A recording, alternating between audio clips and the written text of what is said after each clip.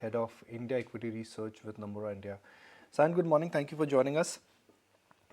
Good morning.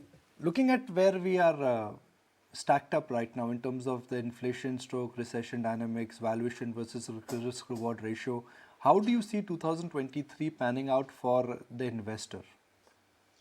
So, our call is that maybe we will again have a year with a modest single digit return. But of course, things can be a lot more volatile, driven, by the macro dynamics, similar to what we had seen, last year. The only difference in our call is that most likely, inflation issue is something which we are getting a handle on. It has peaked, it's started to come off. Now, there are still some lingering issues, as to how sticky the inflation is, and what the long-term expectations pan out. And there are structural issues which the COVID has brought forward. So all those things are yet to be settled, but a large part of the battle is done. And our view is that we will probably see inflation coming down quite significantly globally. And it would also be a year where we may see a significant growth slowdown, particularly in some of the large developed markets. So our concern, therefore, is that the market may now shift from inflation to growth. And as far as India is concerned, as we have seen last year, I think inflation rate is an issue, but it is a less of an issue. And if the growth concern starts to come to the fore, that can be a bit challenging for the markets. So maybe in the early part early part of 2023, we may have to negotiate that challenge.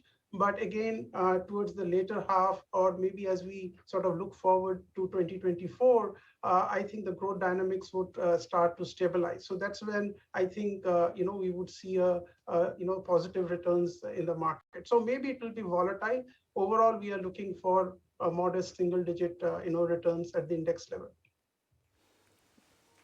If China comes back, if there is a recovery in developed markets as well, what are the chances that India's premium will get diluted? So instead of low positive returns, we may actually get negative returns or no returns. Yeah, so I think that's a very valid point, Nipun. So, the thing is that how the relative growth of India versus, the rest of the world plays out. I think the base case market expectation is that India growth is intact, right? I mean, India is doing better on the growth front than many of the larger economies, and the recession fear, slowdown fear is a lot more there. So if that equation changes, and as you mentioned, China comes back, the slowdown globally is not as strong. What it could mean is that you will have to deal with, let's say, higher commodity prices, higher energy prices, which is not necessarily good for India. And specifically, if you look at corporate earnings, and when I see the expectations going forward, I think a lot of it is driven by margin expansions, where people are expecting lower commodity prices to sort of help margins for some of these companies come through. In that kind of a scenario, I think India can actually underperform the other markets, especially given the fact that India has done relatively much better. The premium valuation premium of India versus many of the other markets have expanded. Actually, India is one of the few markets globally where the valuations are at a level higher than what they were, let's say, in December 2019. That is just the pre-pandemic period. So clearly, there could be some correction in the premium if that scenario were to sort of play out. And Saion, when that correction does play out, considering you said that the first half is going to be a little tricky for India, economy as well as markets, where is it that you would say you need to go a little light on the positions because the market may fall under its own weight as well? 2022, starting off from 2020, actually, it's been a practically dream run for India equities. Yeah, so, I think that, the run in equities was, also supported by the fact that after a long time, the corporate earnings started to deliver, right? So from fiscal 20 onwards. So that helped. Now, coming back to your question on, how should one position if we are going to see the correction? See, our view is that, the issue that India would face on the growth front is largely a spillover effect of a global slowdown. So it is the export-oriented, sectors, which is, let's say, commodities or IT services. These are the sectors where we still feel relatively uncomfortable. Our view is that the domestic dynamics is still sort of on track, and we will have to negotiate a headwind in the initial period because of the global slowdown. But eventually, this should sort of stabilize as we go through the year. So our preference is still sort of more domestic oriented names compared to the exporters. So tell me, Saion, considering next year is going to be a tricky one, what pockets do you go overweight on and what do you avoid and remain underweight? Yeah. So as I mentioned, the sectors where we are relatively overweight are the ones. So first, it's the domestic oriented sectors, and secondly, within that, we are preferring relatively less cyclicals where the earnings visibility is relatively higher. So our overweight sector, the key overweight sectors are financials, consumer staples, infrastructure. So these are the ones which we like, relatively prefer.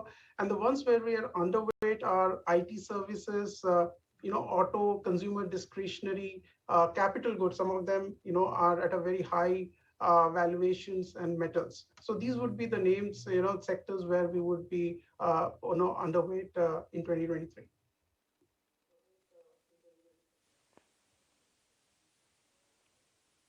Okay, so you're going to be underweight on metals, consumer discretionary, as well as IT services. You are neutral on healthcare as well as oil and gas. Oil and gas, how exactly is it going to be done? Because we have also seen a change in mindset when it comes now to PSUs. Would love to get Nomura's views on PSUs because the oil and gas PSUs also, for example, are always, that's a big threat on them, government action, which could erode some of the market capitalization, etc. So absolutely, so there are interventions, and energy prices, oil prices is a key variable, which can change quite dramatically. We are still in a world where the geopolitical risks are still sort of elevated. So we have a problem structurally owning the sector. We also sort of realize that there could be a tactical trade, let's say in some of the oil marketing companies, where if the oil prices were to come lower, in the sense that there is no flare up on a geopolitical front, and there is a massive global slowdown that we sort of deal with. So in that scenario, we may see some of these stocks rallying, and that's the reason we sort of have a neutral call. We'll be more tactical than structural in these names. Fair point. And we were just discussing today morning how the year started and how it's ending so differently. IT was on top. IT now, the kind of commentary that's coming in. No one wanted to be near banks at the start of the year. Banks, the hottest story on the Lal Street as we, march towards 2023. When I do look at the top holdings and I see the financial services and banking names, they're only the large cap ones. Any views when we talk about the mid-tier banks, the smaller banks? We've been discussing how they're a rising tide phenomenon too. So, see, it's, like if you talk about financials or banks, there are challenges. It's not that, the macro there are challenges on the macro front, and banks will have to deal with that. In that context, we like to go with the larger cap banks, the larger banks here. The issue is that the liquidity is getting tighter, and to that extent, the cost of funds are going to rise. So, the larger banks, which have a better liability franchise, are probably better placed, to sort of negotiate through that headwind and protect their margins better. So, in that context, the preference is more towards the larger cap names at this point. Can pharma make a comeback? Do you think the pricing power could come back with generic companies, domestic demand could sustain? Because this was the go-to sector a few years ago. Now most of the pharma stocks, with the exception of, let's say, Cipla, have really suffered. Yeah, so there has been, as you correctly mentioned, some stocks have done better than others. So pharma, obviously, is a sector where the dynamics tend to differ a lot across companies. But yeah, I mean, to your question on the pricing power, I think that's a $1 million question, because as you're referring to the U.S. market. There are just four buyers and there are multiple players. Even if, let's say, 15 players come down to 10, there is a consolidation, but still the bargaining dynamics remain largely unchanged. So what we are hearing from companies is that this is one of the sectors which has going through a deflation in a largely inflationary environment. So there is a limit to which the erosions can continue, but nonetheless, I mean, there would be a moderation, but moderation in price erosion, but still there will be an erosion. So I think the market dynamics, particularly in the US, would largely be challenging. But it's the domestic market where we may see, some strength coming back post-COVID. Many of the chronic ailments may see some traction. You are looking at a lot of M&A activity, which can be value accretive.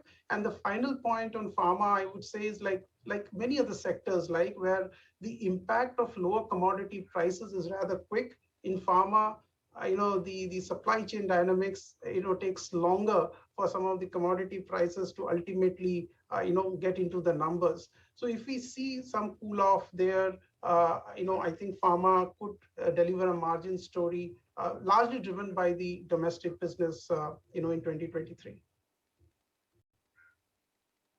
And great to have you on the show, and here's wishing you a happy, prosperous, healthy 2023 from all of us. Thank you for having me, and wish you all the best for 2023 as well. Thank you.